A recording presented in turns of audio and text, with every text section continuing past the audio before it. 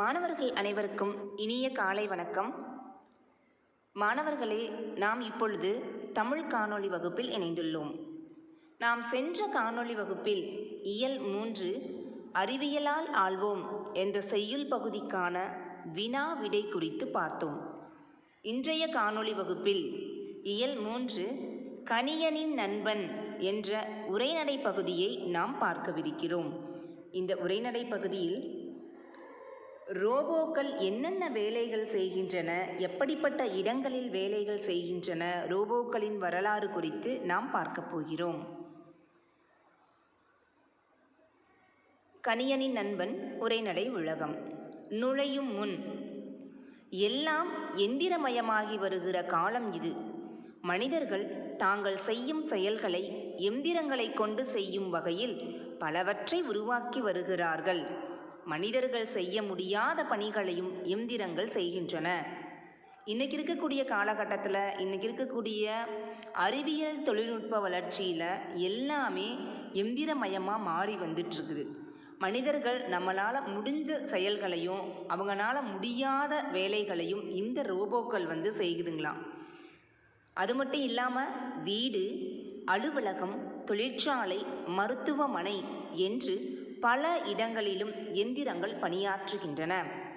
இந்த எந்திரங்கள் அப்படிங்கிறது எங்கெல்லாம் வேலை செய்யுது அப்படின்னா வீடு, அலுவலகம், தொழிற்சாலை, மருத்துவமனை, இப்படி இன்னும் பல்வேறு இடங்களில் எந்திரங்கள் பணியாற்றுகின்றன. பாருங்க, எந்திரங்கள் கணக்கு போடும் எந்திரம், கற்றுத்தரும் எந்திரம், வேலை செய்யும் எந்திரம், விளையாடும் எந்திரம் என்று எங்கும் எந்திரங்கள்.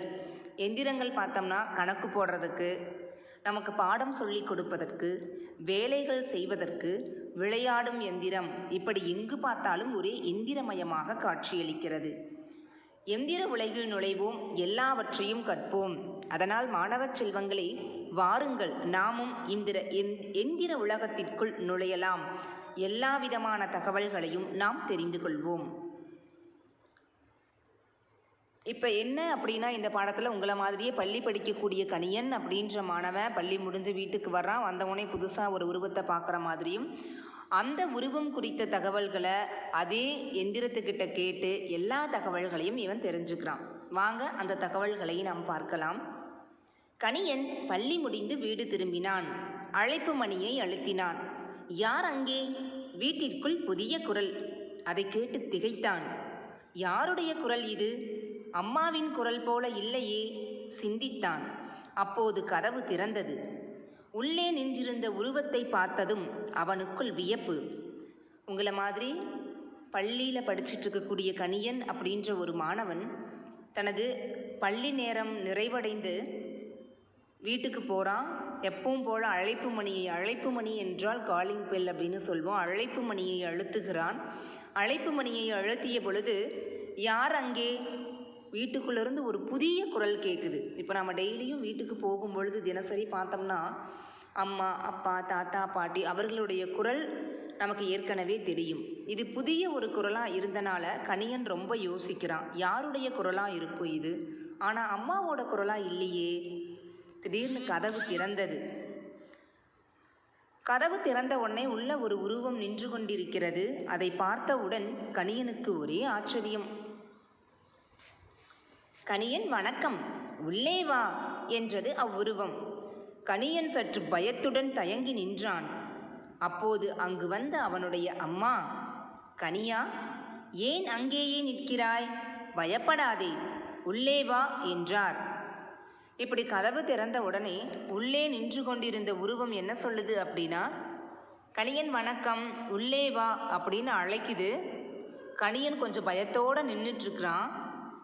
அப்போ அவங்க அம்மா அங்கே வர்றாங்க. வந்தவங்க என்ன சொல்கிறாங்க அப்படின்னா, கணியன் ஏன் அங்கேயே நின்றுட்ட, உள்ள வா அப்படின்னு சொல்லி கூப்பிடுறாங்க. உள்ளே வந்த கணியன், அம்மா யார் இது என கேட்டான். இதுதான் எந்திர மனிதன். தொழில்நுட்ப கருத்தரங்கிற்கு அப்பா போயிருந்தார் இல்லையா, அங்கிருந்து வாங்கி வந்துள்ளார். இனி இதுவும் நம் வீட்டின் உறுப்பினர்தான் என்றார் அம்மா. அதாவது உள்ளே வந்த கணியன் அவங்க அம்மா கிட்ட கேட்குறான், அம்மா யார் இது, புதுசாக இருக்கே அப்படின்னு கேட்குறான். அதுக்கு அவங்க அம்மா சொல்கிறாங்க, கண்ணு, அப்பா தொழில்நுட்ப கருத்தரங்கிற்கு போயிருந்தார் இல்லையா, அங்கேருந்து இதை வாங்கிட்டு வந்திருக்காரு. இனி இதுவும் நம்ம வீட்டில் ஒரு உறுப்பினர் மாதிரி தான் அப்படின்னு சொல்கிறாங்க. தொழில்நுட்ப கருத்தரங்கு அப்படின்னா டெக்னாலஜி செமினார் அப்படின்னு நாம் சொல்லலாம். அடுத்து, இது என்னோடு பேசியதே என கேட்டான் கணியன். ஆம், இது பேசும், பாடும், வீட்டு வேலைகள் செய்யும், படிப்பதில் உனக்கு உதவி செய்யும், என்னுடைய அலுவலக வேலைகளை முடிக்க உதவும், அப்பாவுடைய கணக்கு வழக்குகளையும் முடித்து தரும் என்றார் அம்மா. அவங்க அம்மா சொல்கிறாங்க. முதல்ல கணியன் அம்மா கிட்ட என்ன சொல்கிறான்னா, அம்மா எந்திரம்னு சொல்கிறீங்க, ஆனால் இது என்கிட்ட நல்லா பேசுச்சேங்கம்மா அப்படின்னு அம்மா கிட்ட சொல்கிறான்.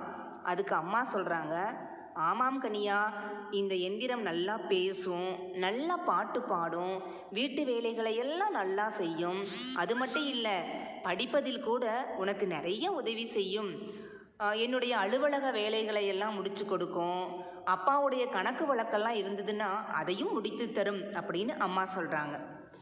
மாணவர்களே, உங்களுக்கான பயிற்சி வினாக்கள். கேள்வி எண் 1. எந்திர மனிதனை கணியனின் அப்பா எங்கு வாங்கி வந்தார்? 2. எந்திர மனிதன் செய்யும் வேலைகள் யாவை? 3. கணியன் டேஸ் முடிந்து வீடு திரும்பினான். கேள்வி எண் 4.